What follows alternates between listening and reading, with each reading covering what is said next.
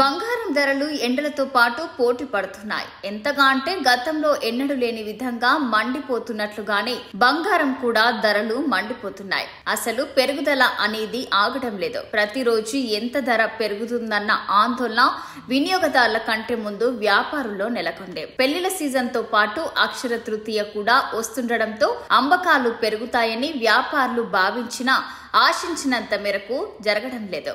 మధ్యతరగతి ప్రజలు కొనుగోలు చేయడానికి ముందుకు వస్తేనే బంగారం విక్రయాలు ఊపందుకుంటాయి.